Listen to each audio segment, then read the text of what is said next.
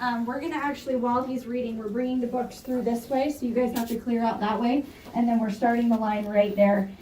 1 through 75 can hang out around here. If you are not 75 and under, go to the prize table, the game table, go clear out the area. Okay. Not right now, though, because I'm going to read to you. The other things that I'll give a little announcements to. Number one, thank you to Barnes & Noble for hosting us. Thank you.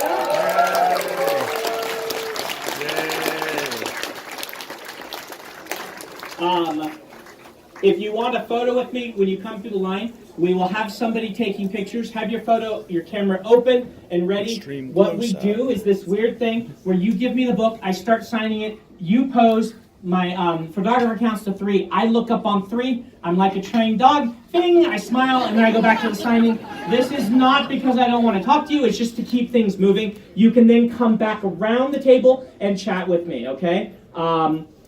Let's see.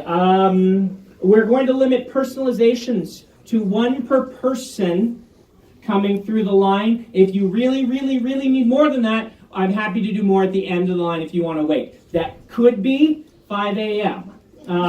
Probably won't be, but these have gone till 5 a.m. before in the past. Fortunately, we're starting this one earlier, but what we find out is that the earlier we start does not change how early I get home, because that just means people are like, well, I only have to wait till 2 a.m., so I will wait, so more people wait. So you could still end up here until 5 a.m. We have no idea. The other people at the table with me, if you're confused, my son will be handing out Doomslug stickers. This is from Skyward. Doomslug is a character in Skyward, and Isaac, there's Joel, he'll be handing out Doomslug stickers, so he'll be at the table with me. And Isaac Stewart, my cartographer and art director, will be also signing your books. So that's why there are weird people sitting at the table. Are you weird, Joel? Yeah. Most likely. All right. So I have never read this to anyone before. In fact, nobody has seen it in like 10 years. It is not canon. But it actually is. It's where Taln as a character started. If you're not familiar with Taln is the crazy guy who shows up at the end of The Way of Kings. Here is how that scene, his first scene went in original Way of Kings. Taln awoke from a dream of agony and screams. 2 things occurred to him immediately. First, as a herald, he should not need to sleep. Second, as a herald, he definitely shouldn't dream. He frowned, sitting up. The last few days were a blur in his mind. He had come to the city, and he remembered his arrival and his bursting in on some sort of feast or party. Beyond that, the sign hadn't worked. Taln hissed in surprise, thrusting forward his hand, trying to manifest the Nile bond within him. Nothing happened. What of his other powers? He analyzed the surroundings with a quick glance. He was in a long rectangular chamber set with beds along both walls. The room was set with stone pillars, and the windows were shaped with triangular peaks. In fact, the architecture had a great number of angles and lines. He was probably in the Alephi section of the city. Many of the beds were occupied with the lame and the sick, and the men tending them wore dyed tan robes, sewn with the glyph Elah, the mark of the priesthood. There were 2 long doors leading out of the room, and the windows provided an alternative exit. They looked wide enough to be broken with relative ease. A table would probably do it. There was a small chair beside his bed, a chest with amber knobs. He reached out, blessing his fortune. He had the source stone of stone warding. He touched the amber, seeking to draw upon its power. And again, nothing happened. Taln withdrew his fingers, frowning. Something was very, very wrong. Why won't my stone warding work? He thought with frustration. And the sign. I need information. He scanned the room again. His mind was far less fuzzy than it had been. Images, places, and thoughts were all becoming more clear. There were only 2 monasteries in this section of the city, unless new ones had been constructed. Lighthome and Mercy Home, of which Lighthome was a female monastery.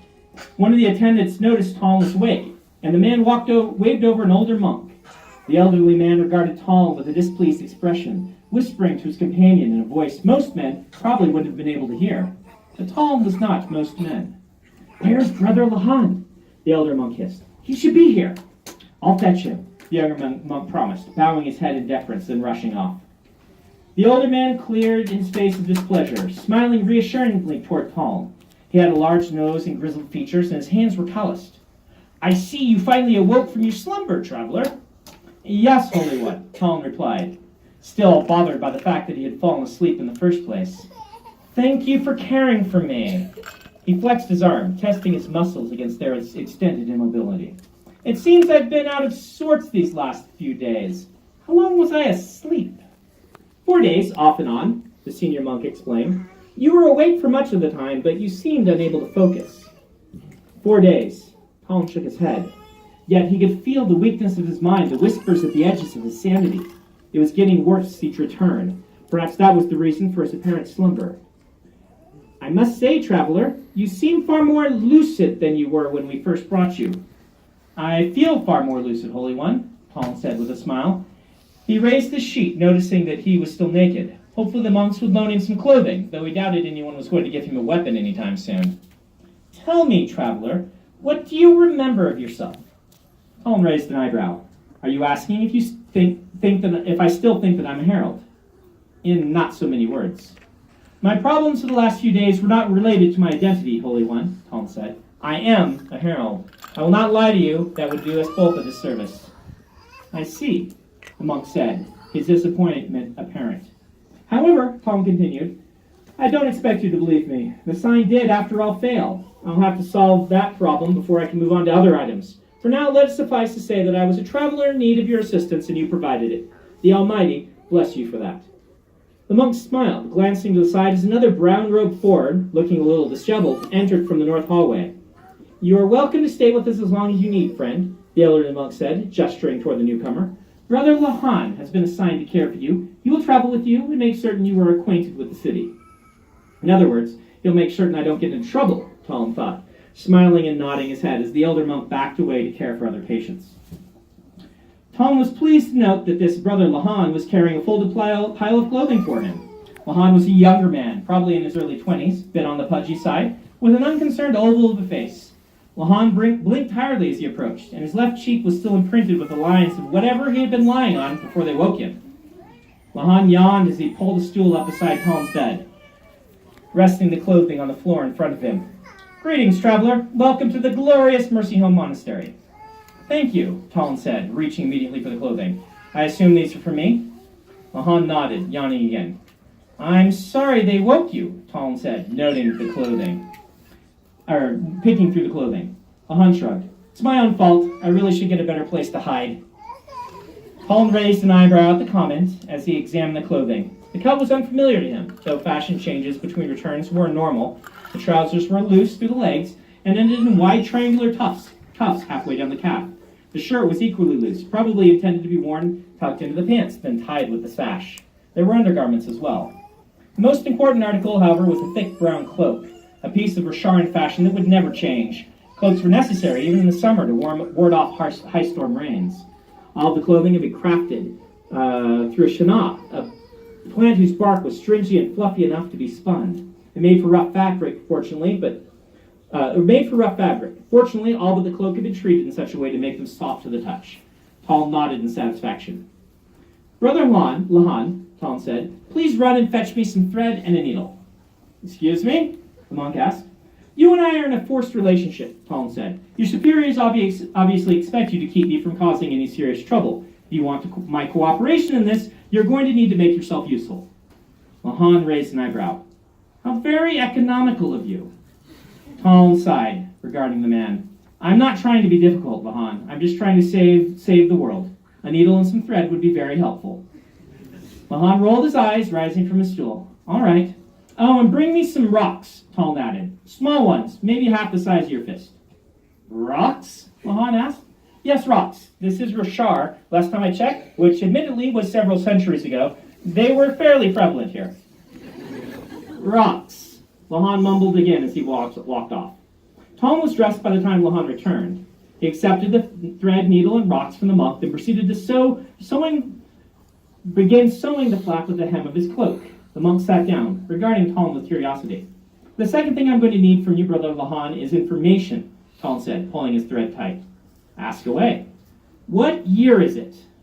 10th epoch, 980, Lahan replied. Talon paused, needle halfway through a stitch. 980? Yeah, Monk said. Not that I've seen the daylight for the last 10 years or so, but at least that's what they tell me what year it is. 980. Nearly 1,000 years since the last return. Such a long time. Something must have happened. Something must have happened to the Kothin. That was the old name for Voidrunners. They had never waited that long between returns before. What happened to the Epic Kingdoms? Talon asked. Lahan didn't respond immediately. You're kidding, right? Pretend I'm not. They fell right after the beginning of the 10th epoch. Talon closed his eyes, sighing to himself. He'd hoped it wasn't true, but what about Alethkar? He said. It obviously still exists. Well, a lot of the kingdoms exist in name, Lahan explained. It's always a good idea to use one of the old names when you found a kingdom. Makes you seem more legitimate.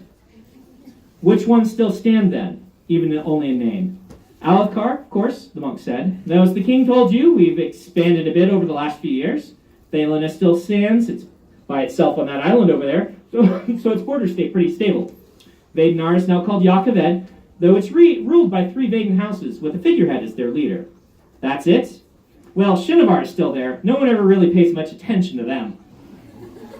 The rest are gone. Kingdoms sometimes try to claim their names, but mostly they're uninhabited, especially Riamak. There are enough bandits over there to form their own kingdom.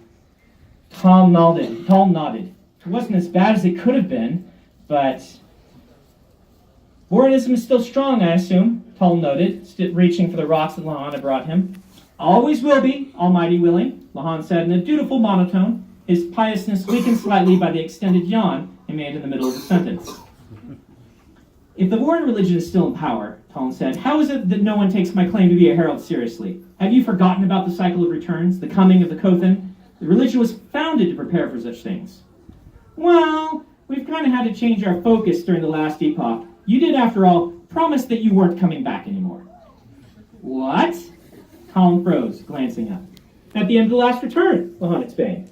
The heralds disappeared and said they wouldn't be coming back, that the cycle of returns was through and the Kothin had been defeated. That's not possible. Lahan raised an eyebrow. I wouldn't be here if the cycle of returns were over, Talon explained. Trust me. Which of the heralds proclaimed this? Well, I'm not sure. It didn't become official doctrine until about the 5th century, I think. Why so long? You're kind of asking the wrong monk, actually. Actually, the wrong monastery. The Order of Ishar contains all the history experts. This all happened 1,000 years ago. But it's your theological heritage, Talon said. So the senior monks are fond of telling me. Talon stood, putting on the cloak. You sewed rocks into your hem, Lahan noted. How very odd of you. Talon spun, turning a few times to judge the motion of the cloak. Then he turned to the side in a quick motion, pulling the garment off with a smooth gesture. He nodded to himself, putting it back on. For weight, Talon explained. A weighted cloak is more easy to position in battle and more easy to remove quickly. You could also use it as a surprise weapon, though he didn't offer that bit of explanation. Oh, Lahan said. What did you think I was doing? Talon asked with amusement, sitting down on the bed and removing the cloak. I wasn't sure, Lahan replied. I figured you were confused. You are, after all, crazy. You're not a very subtle one, are you, Brother Lahan? I make up for it in sheer laziness, Lahan replied. What are you doing now? Pockets, Talon said, getting out the cloak again. Do you mind if I cut up this blanket? Talon shrugged. It's the kind of thing we expect crazy people to do, so I guess it's okay, but you'll have to tear it. I'm certainly not giving you a knife. Talon frowned, but did as requested. You seem surprisingly flippant with regard to my supposed lunacy. Aren't you afraid I'll become violent? You're not the violent type. I've seen your type come through the monastery a lot. I also know you can't be talked out of who you think you are. My job is simply to make certain you don't accidentally hurt yourself or anyone else, especially not me. You have experience with my type then? Talon asked. I tend to get the more undesirable assignments. I wonder why. He fell silent as he worked, turning his thoughts to a topic he'd been avoiding. What is he going to do? Normally, he had the other heralds to decide the plan, but he appeared to be the only one who had reached the city. He needed to find the others, and that required one thing, his sword. It had been taken from him. He remembered that night of the feast only vaguely. My sword, he said. That was confiscated, Lahan said. You didn't exactly make a good impression on the king. Enduring, perhaps, but definitely not good. There was a woman, Taln said. She saved my life. Lady Yasna, Lahan agreed. King's sister. Don't assume she protected you out of fondness. Lady Yasna is about as compassionate as a sleeping chol. Even her breathing is politically motivated. No one's certain why she pled for you, but most think it was some kind of stunt.